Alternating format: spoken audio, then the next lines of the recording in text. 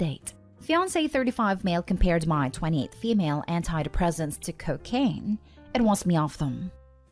Original story. I have the loveliest, most charming, and attentive fiancé. We had a whirlwind romance for 9 months, in which he proposed over quarantine. He is everything I wanted a partner, and I love him deeply. But the last 3 months were rough for me. I had a car accident, started a small business, and had a family member pass away. My fiancé and I weren't getting along because I was stressed, crying, and had to enter serious therapy to deal with the effects of the accident. I was unhealthily dependent on my fiancé and would call him nightly, just sobbing my eyes out. I started taking a low-dose antidepressant. Finally, I'm not fixated on the accident. I'm happy and go lucky. I'm back swimming again, my favorite activity, calling friends, and my business is doing well. I admit to have less time for my fiancé. I'm much less needy. Sometimes I can't get to my phone in time and miss his calls, when before I couldn't leave my room and needed to be connected 24/7. My fiancé sat me down and expressed his concerns. He told me he loves me but has noticed a change in personality. He said he spoke with a few doctors and antidepressants can even be compared to coke, and that I could be doing lasting damage to myself. He said, I can support you through all the pain and the messiness. I love you and I want you in my life forever. He said I should call my doctor and request to come off. I kind of balked, and he didn't take it well. He requested that I at least respond to his messages in a reasonable time, that he knows me well, that this new personality isn't the real me and I'm moving too much. I'm kind of concerned with other behavior from my fiancé. He wants me to wear baggier clothes to the gym and wants to be involved in every decision I make. When it comes to meeting new clients, he wants to know who they are. Otherwise, he says it seems shady. I have a possible contract that would take me out of town, but he expressed concern, telling me I need to stay close to family. I love him, but every conversation turns into him telling me that I have to work harder so he can trust me. Besides counseling, what else can I do? Now for the top advice before reading the update.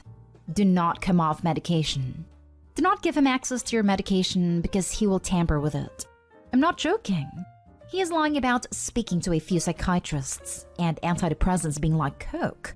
He wants you off them so that you are dependent on him again. This man wants to control you. That's what he's interested in. Why wouldn't he be happy that you're doing so well? Your whirlwind romance started with love bombing, but now he's panicking because you're happy and less dependent on him. Keep an eye on your medication at all times. He does not love you. He wants to control over you. I was a sobbing mess off of my medication. It wasn't stable. He's been testing me lately, and I'm not as reactive. I just don't understand why someone would want that. It doesn't make for a healthy relationship. It doesn't make for a healthy relationship. He doesn't want a healthy relationship. He started with love bombing and now it's on to control. This is also textbook mistreatment early warning signs. You might as well be writing a horror movie script. Red flags of coercive control here. He likes you dependent on him. I'm positive he did not find a few doctors who said antidepressants are like coke and can lead to brain damage. The statement would be laughable if he wasn't so obviously trying to control you. Lovely, charming, and attentive is how these types usually start out. It's called love bombing. Start being strong and independent, refusing to play his games, and see how long that lasts. Though proceed carefully because I've seen this turn ugly. There's actually a name for that tactic that some partners like this use to control the other partner's mental health, including their mental health medication. It's called mental health coercion. The National DV Hotline did a national survey on it a couple years ago, and many callers reported various forms of it. Partners hiding their medications, demanding they not use medication, impeding their access to therapy, gaslighting them, telling them they deserve to be mistreated because they had depression or anxiety, etc. Substance use coercion is similar. It is also a type of domestic mistreatment. Are you serious? I'm at a loss for words. My fiancé isn't at that point that he's hiding medication, but he told me he is extremely concerned and would advise me even if he was just my friend. He believes I need to face my problems and that he can help me work through them, as if he could be my coach. It's a very weird situation where he likes me being his little project. But the truth is, I'm doing a lot better. I have healed and grown. I guess it is a way to be controlling. Now for the first update. Many of you commented, advising me that this was an emotionally abusive relationship. I admit I am naive, I didn't want to believe that was the truth. I spent some time with my fiancé on the weekend, and he continued with his pep talk about the antidepressants. He said I should taper them off to 5 milligrams and gave me a timeline for doing it. I had only been agreeing with him so we didn't have to argue, but secretly I continued with them on my own. After this weekend, we had a wonderful time. He tells me he has hope for our future, that he supports me going through the pain, etc., etc. On Monday, we were talking and I brought up a pretty big issue in our relationship. I won't go into specifics. He's at fault though. That isn't solved. My fiancé went ballistic. For the first time, he screamed at the top of his lungs with his face distorted and spit flying everywhere. He told me I didn't have a brain big enough to change, and that all I do is sit there and smile with my freaking medication, and that I'm a pitiful, almost 30-year-old woman who is pathetic, and if I want to see real trauma, he could show me. He said, "You're an evil person who is deliberately hurting the only person who loves you, and how dare you bring up these issues when you know I'm stressed." Because I was stoic, he became even more enraged, until I had to pretend to cry. Yes, I had to pretend to cry because that's the only way he would calm down. I do feel guilty because he's stressed. He said, "If you believe I've overreacted, delete me. But if you want to listen with your heart and put everything on the line and be a ride or die team, I'll come to your place tomorrow." Suddenly he told me something has come up, let's talk in a week, and he has completely disappeared / gone offline. Because he was screaming at me in front of family members, I think he may be committed to a psych ward? I don't know. I finally found the courage to just block him completely. It hurts like hell, but it's the only way. Now for more comments before the final update months later. Holy cow. You need to keep him blocked and do not get back into this relationship. It's only a matter of time before this becomes physical. I doubt that alone would get him committed to a psych ward. It's more likely he's on a bender or something. Him threatening Opie with showing her real trauma means that time was sooner rather than later. Opie, just know that the only person in your life that has a say in your medication is your doctor / medical professional. Your, hopefully, ex-fiancé is not a trained professional and therefore had no say in the matter. I do feel guilty because he's stressed. Don't feel guilty about anything in what you did or wrote. Plus, the controlling nature attitude towards your medication tells me you made a correct choice in blocking him. I'm terrified for Opie.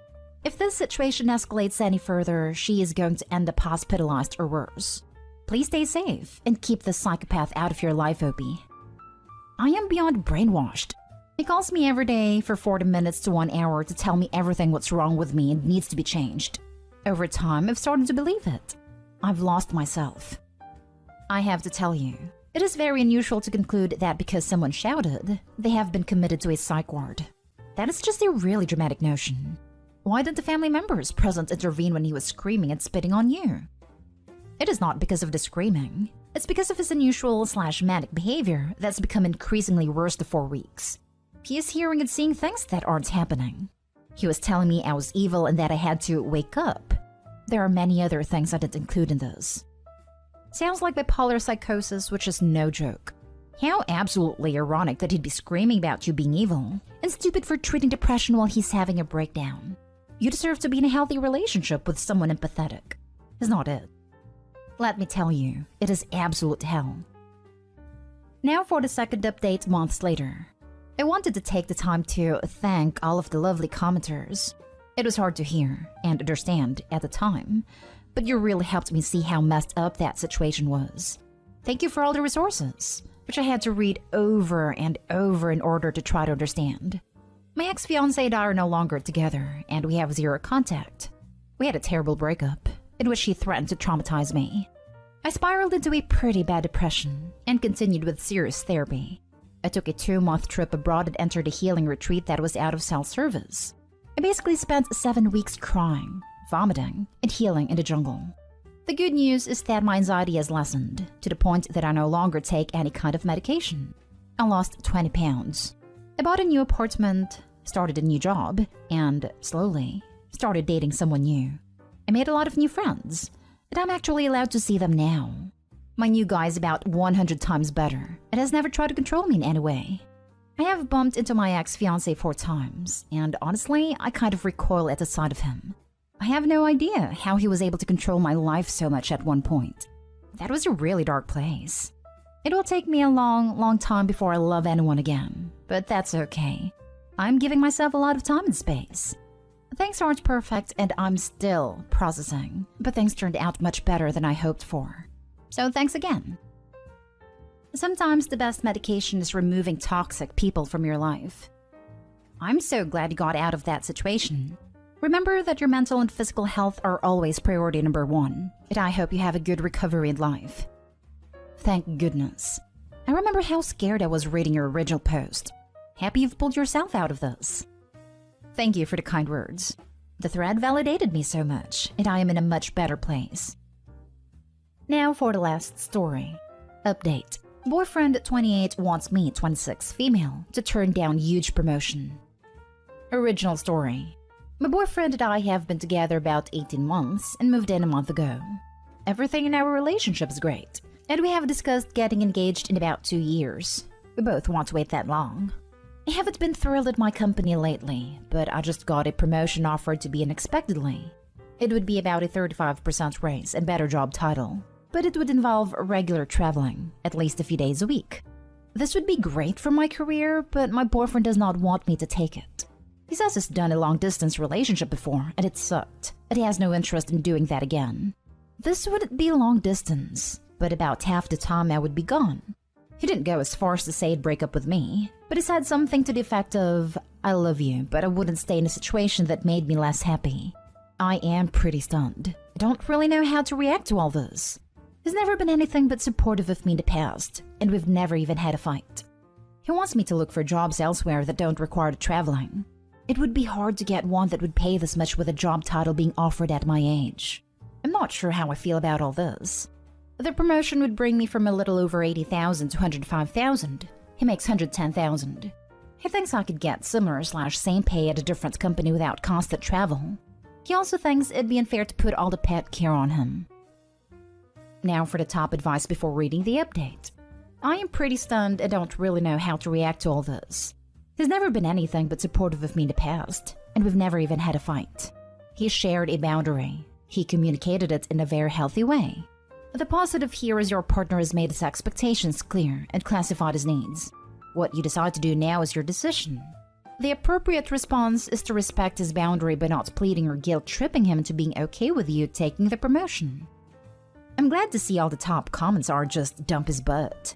He expressed his feelings and thoughts based on past experiences in a reasonable way. And while he didn't use breakup as threat to get what he wants, he's not a doormat and didn't promise he could stick around. All couched in concern for his girlfriend. First question. When a company that you're not happy working at offers you a promotion with a better pay and title, should you accept it? Second, I think your boyfriend has a clear expectation/boundary. If you guys can't find middle ground in this, it's going to be tough being together. That's part of his argument. I haven't been happy at my company for a while. He thinks getting in deeper by accepting the promotion would just be more stress and it wouldn't be worth the extra salary, but would only harm our relationship. I can't decide if this is just him expressing a boundary and fair or overstepping. Just to be clear, I'm reading you say that you're getting a promotion at a job you don't like and it will cause friction in your relationship. I understand where your boyfriend is coming from, and it is a good thing that he's communicating his boundaries. Being apart for days at a time is bound to put stress on the relationship regardless, so this is something you need to thoroughly consider. Do you think frequent travel is worth the raise? Do you think your boyfriend is being unreasonable with his boundaries? Is the relationship something you want to pursue further? Honestly, this is more up to personal judgment than anything else. The best advice I can give is to talk with your partner. He doesn't seem like he's unwilling to let you work at all. I'm reading that he just doesn't want to be apart frequently. Oh, he is absolutely not trying to stop me from working. He said many times he loves that I have a good career. So does he. And now for the update.